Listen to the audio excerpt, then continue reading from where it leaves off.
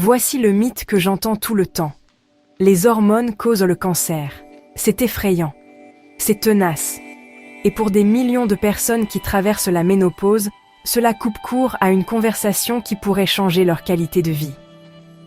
Alors, vérifions avec des faits. En 2002, une grande étude a fait l'effet d'une bombe. Les gros titres ont hurlé que l'hormonothérapie augmentait le risque de cancer du sein.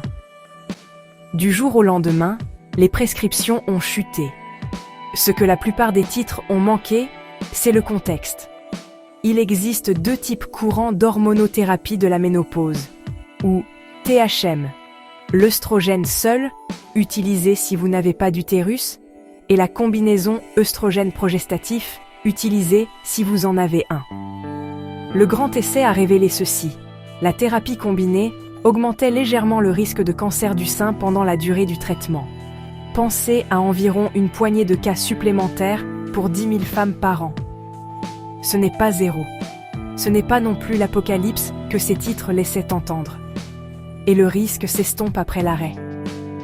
Maintenant, le rebondissement que la plupart des gens n'entendent pas, la thérapie à base d'œstrogène seul n'a pas augmenté le risque de cancer du sein dans cet essai. En fait, avec le temps, il semblait un peu plus faible que le placebo pour le cancer du sein. Même étude, résultats différents selon la thérapie et le patient. Alors, les hormones causent-elles le cancer? Ce n'est pas une affirmation générale utile ou précise. La réalité est nuancée. Votre type de thérapie, votre âge au début, la durée d'utilisation et vos facteurs de risque personnels comptent tous. Qu'en est-il des bénéfices? Pour beaucoup, ils sont énormes. Bouffées de chaleur, sueur nocturne, brouillard cérébral, troubles du sommeil. La THM peut être le traitement le plus efficace. Elle aide à protéger les os, réduisant les fractures. Certaines données suggèrent même moins de cancer du côlon avec la thérapie combinée, bien qu'il y ait des compromis, de petites augmentations des risques comme les caillots sanguins et les AVC. Surtout si vous commencez plus tard ou si vous fumez. Voici un cadre simple. Si vous êtes à environ 10 ans de vos dernières règles et que vous avez moins de 60 ans, l'équilibre bénéfice-risque pour les symptômes est souvent favorable. Si vous commencez beaucoup plus tard, les risques peuvent l'emporter sur les bénéfices. Si vous avez eu un cancer du sein, en particulier les types sensibles aux hormones, ou si vous avez un risque élevé de caillots, la THM pourrait ne pas vous convenir. Les chiffres aident, les choix de mode de vie peuvent influencer le risque plus que beaucoup ne le réalisent.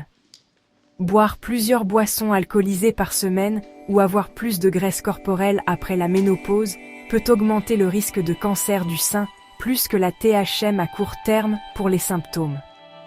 Pourtant, nous n'interdisons pas l'happy hour. Nous faisons des choix éclairés. C'est ça le but. La ménopause n'a pas à être une lutte silencieuse, et elle ne devrait pas être régie par un titre vieux de 20 ans.